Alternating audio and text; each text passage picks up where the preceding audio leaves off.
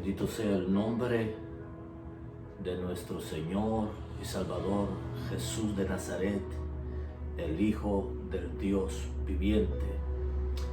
Damos un saludo siempre a todos los hermanos, amigos y familiares que tengan la oportunidad de poder ver esta corta reflexión de la Escritura, ya que lo hacemos con el propósito de que el nombre del Señor sea engrandecido y de que el nombre del Señor o el Señor sea revelado a los corazones. También es de nuestro mayor interés que aquel que no ha escuchado, o si ha escuchado la palabra, pueda la semilla ir dando fruto en el corazón y en el alma de los hombres, ya que la Escritura dice: Pablo sembró, Apolo regó, pero el crecimiento lo da el Señor a través del Espíritu Santo, que nos habla a todos nosotros. Somos la Iglesia de Jesucristo, Ministerio Apostólico y Profético, Fe en Acción. Si usted no tiene una iglesia donde congregarse, busque una iglesia donde tener comunión con los hermanos en la fe. Y yo creo firmemente que así como la iglesia primitiva, la iglesia del libro de los Hechos, participaba en las casas y participaba en el templo con verdaderos hombres y mujeres que habían creído en el nombre del Señor, Dios los visitaba. Los dones, los frutos del Espíritu Santo, los ministerios fluían. Porque dice la Escritura que en esto conoceréis que son verdaderamente mis discípulos. O sea, esto marca en que yo soy un discípulo del Señor, y marca a los demás en que os améis los unos a los otros, dijo el Señor. Nosotros estamos creyendo por la Escritura que Dios Todopoderoso hará cosas grandes en medio de los hombres en estos días, no porque nosotros seamos especiales, sino porque está escrito en la palabra del Señor que en los postreros días, que empezaron en el libro de los Hechos con la profecía de Joel, y creemos nosotros que estamos en la última hora, donde el Señor mandó a los de la última hora a hacer exactamente el mismo trabajo. Está escrito que derramará de su espíritu sobre toda carne. Por supuesto, toda carne representa hombres y mujeres, jóvenes y niños y ancianos que viven para Él, porque Él no deja caer su espíritu sobre pecadores. Hoy quiero yo reflexionar con usted en ese misterio, en esa aparición única que la Biblia marca un misterio, el misterio de la aparición del Hijo de Dios. ¿Por qué Jesús tuvo que venir en carne y sangre? ¿Y por qué se le tuvo que preparar un cuerpo? Como dice el libro de los Hebreos, le preparaste un cuerpo. ¿Por qué el Señor no pudo venir como había venido muchas veces en el antiguo pacto? En Génesis capítulo 18 se le apareció a Abraham en su tienda. Se le apareció a Moisés, a José, a Hur, a Aarón y a los príncipes de las tribus allá en el monte Sinaí, y vieron sus pies, vieron su resplandor como de zafiro. Se le apareció a los tres hebreos en el pozo, en el horno de fuego. Se le apareció con su poder, con su gloria a Isaías en el capítulo 6. Vio el profeta Isaías al Señor Jehová sentado en su trono y sus faldas cubrían el templo. ¿Por qué el Señor no vino así? Si la Escritura dice en Miqueas capítulo 5, verso 2: pero tú, Belén Éfrata, pequeñas entre todas las tribus, de ti me saldrá el que será Salvador, Rey. Y sus salidas son desde la eternidad, dice la Escritura. Él podía venir como Juan lo vio en el Apocalipsis, en el capítulo 1, con todo su poder, con todo su señorío, con toda su gloria y su majestad y su poder. Pero sin embargo, Él no vino así. Él vino de la forma en que los hombres no imaginaban, aunque estaba profetizado, aunque muchos dieron testimonio de que iba a venir así. Cuando Él iba caminos a Emaús, aquellos dos testigos, Él les dice: hey, pero estaba escrito en Moisés, en los profetas y en los salmos, de que yo habría de venir en carne y sangre. Y no solamente de venir en carne y sangre, sino que también tendría que padecer y morir, y al tercer día levantarme del sepulcro. La gran pregunta es: ¿por qué el Hijo de Dios vino en un cuerpo de carne y de sangre, exactamente como el suyo y como el mío? ¿Por qué? La sencilla razón es porque nosotros los hombres, en el primer Adán y en la primera Eva, participamos de carne y de sangre, dice la Escritura. Y es interesante, en el libro de los Hebreos,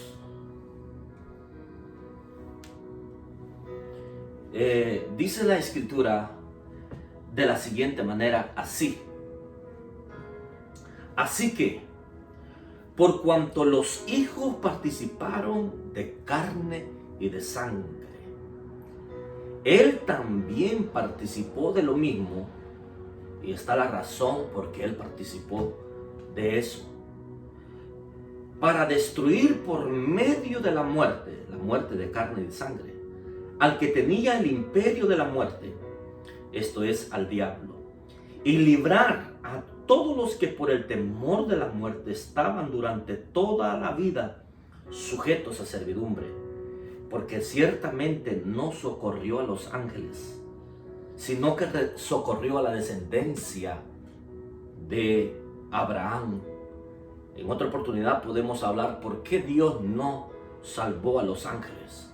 Porque Dios no tendrá por inocente al culpable. Culpable es aquel que hace por sí mismo el pecado.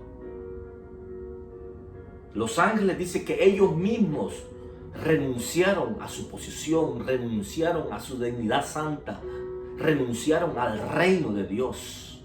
Entonces son culpables. El hombre no, el hombre fue engañado. El hombre lo incitaron a transgredir. Y culpable es aquel que tiene pleno conocimiento, según las Escrituras, de lo que va a hacer. Y dice: por lo cual debería de ser, y esto es la clave, por lo cual debería de ser en todo semejante a sus hermanos, para venir a ser misericordioso y fiel sumo sacerdote en lo que a Dios se refiere, para expiar los pecados del pueblo. Pues en cuanto Él mismo padeció siendo tentado, es poderoso para socorrer a los que son tentados. ¿Qué versos más lindos de la Escritura en el libro de Hebreos? Esa es la razón principal por la cual el Hijo de Dios tuvo que venir a la tierra. Porque cuando Dios hizo al hombre, dice la Escritura bien claro, que lo hizo no perfecto para que no fallase, pero lo hizo intachable, irreprensible. Lo hizo para que viviera eternamente en el Edén, labrando, cuidando de lo que era la creación de Dios. Nosotros vemos que Dios le había dado poder y autoridad y dominio sobre todas las cosas que estaban en los cielos, sobre todas las cosas que estaban en la tierra y en el mar. Pero aparte de todas esas cosas, le había dado un lugar especial en el jardín, en el huerto del Edén, para que lo guardase y lo librase. Como un ser santo, porque Dios bajaba a hablar con él, a instruirlo. Eso lo podemos ver en el libro de Isaías. Lo había hecho sin enfermedad, lo había hecho sin condenación, lo había hecho con una total satisfacción, porque la presencia de Dios era lo que lo inundaba a él como un ser humano. Como un ser humano, pero como un ser humano espíritu.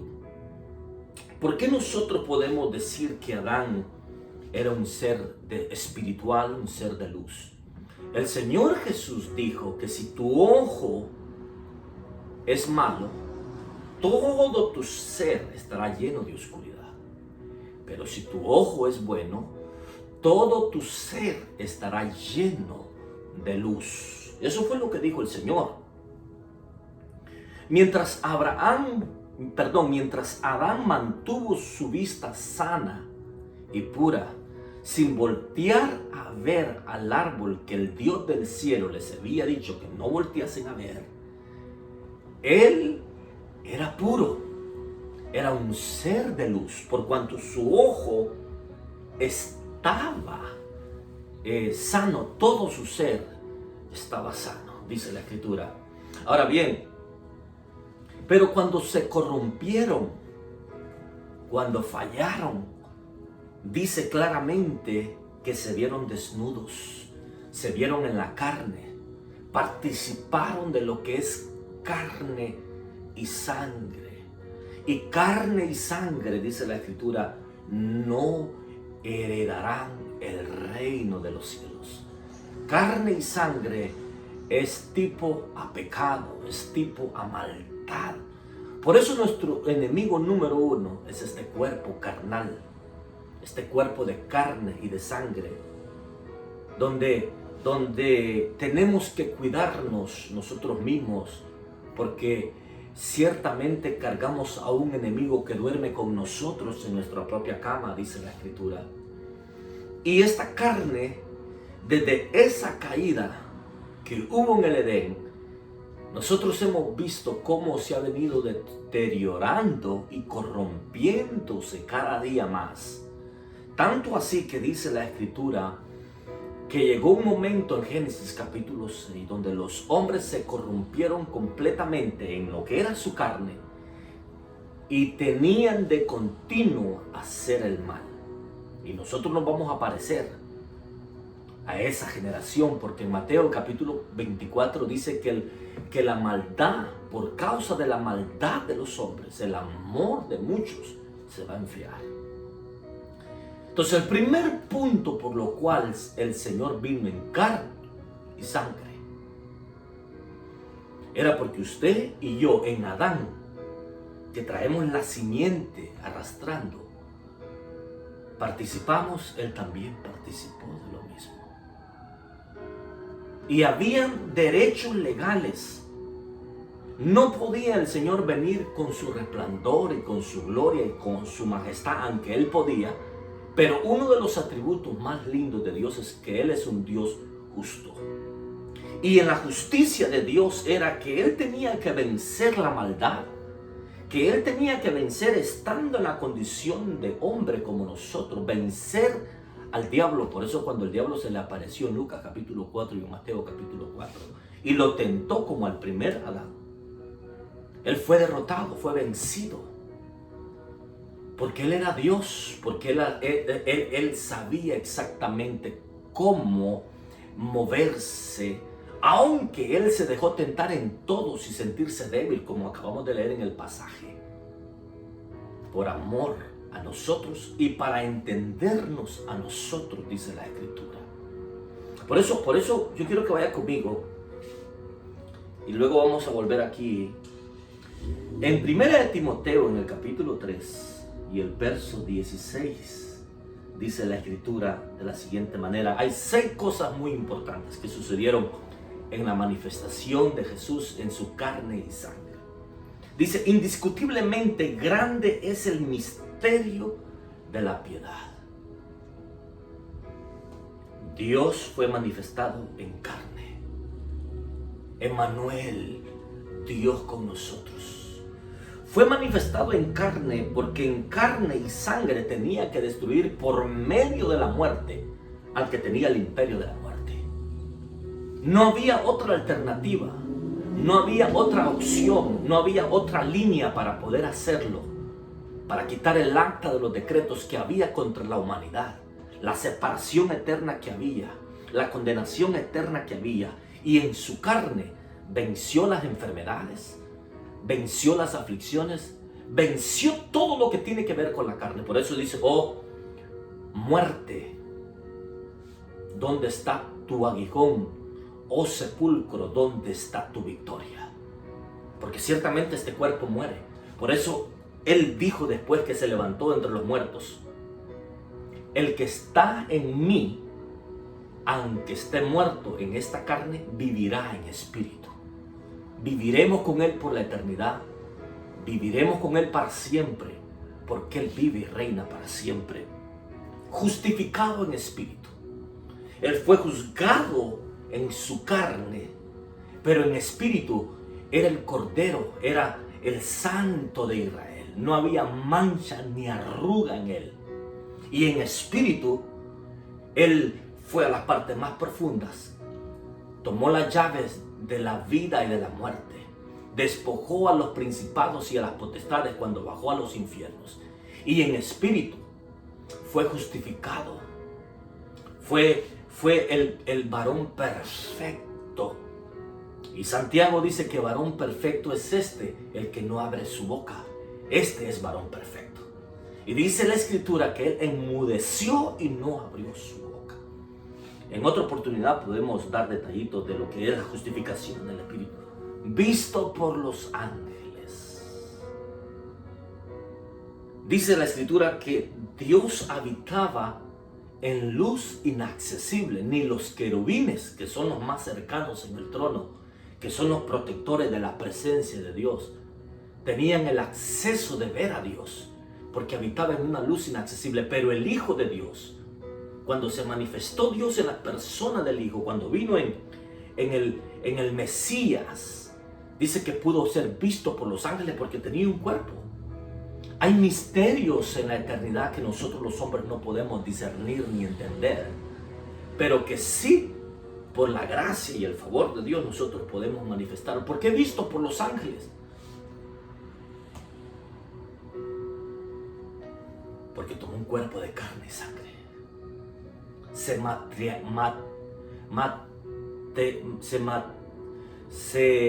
materializó. Se hizo materia. Y podemos ver en la tentación el ministerio angélico sirviéndole. Podemos ver en toda la Escritura, en el ministerio de Cristo, ángeles dando testimonio de Él. Dice, predicado a los gentiles. Ese Dios que nosotros predicamos es el Dios eterno, que ha sido predicado a todos nosotros, a los gentiles. El Espíritu Santo ya vio que Él ya fue predicado en todo el mundo, en todas las naciones. Por eso Él dijo, ir y predicar el Evangelio a toda criatura. Todos aquellos que estamos, que hemos sido, que no tenemos una nacionalidad israelí, somos considerados gentiles. Y Dios nos predicó a nosotros en su cuerpo y en su sangre. Y hasta el día de hoy seguimos predicando que Él murió y que Él se levantó después de 3 días y está sentado a la diestra intercediendo por nosotros. Creído en el mundo, siempre habrá un remanente que creerá en Él. De eso se está hablando Dios. Si usted ha creído en el Hijo de Dios, si usted cree en lo que Jesús hizo por usted, usted tiene la vida eterna. Y sigue su palabra y sigue sus mandamientos. Él ha dicho, si ustedes no se avergüenzan de mí, yo tampoco me avergonzaré de ustedes en mi reino, delante de mi Padre y delante de los ángeles. Ese es nuestro Dios, y recibido arriba en gloria. Porque ese mismo que había descendido de lo más alto fue el mismo que bajó a la parte más profunda, dice la Escritura. Y fue ese mismo que dice la Escritura, alzaos, oh puertas eternas, y entrará el Rey de la Gloria. ¿Quién es este Rey de la Gloria? Jehová de los ejércitos. Él es el Rey de la Gloria. Ese fue recibido arriba en la eternidad en gloria. Porque Él dijo, consumado es, la obra que me diste, la he terminado. Y después de haber visto la aflicción de su cuerpo en sacrificio, vio la satisfacción de que llevaría a muchos hijos a la gloria por cuanto Él subió primero. Qué lindo es el Señor. Segundo punto. Primer punto, Él participó de carne y sangre para destruir por medio de la muerte al que tenía el imperio de la muerte. Segundo punto, en 1 Juan capítulo 3, verso 8, dice, el que practica el pecado es del diablo, porque el diablo peca desde el principio. Dice, para esto apareció el Hijo de Dios en carne y sangre, para deshacer las obras del diablo. Todas las obras de Satanás han sido ya deshechas específicamente por Él. Por eso Él tiene poder y autoridad sobre toda fuerza, sobre el diablo y sus demonios. Él dijo, el príncipe de este mundo ha sido ya juzgado. Él venció para siempre, mis amados hermanos. Él es un Dios vivo y grande. Todas las obras de las tinieblas, Cristo las deshizo. Y ahora podemos disfrutar de sanidad, de gozo, de paz, de todo lo que tú quieras. Ven al Señor y encuentra lo que tú andas buscando. Si no conoces al Señor, acéptale, confiésale, y Él escribirá tu nombre en el libro de la vida. Y si mueres, estarás con Él para siempre.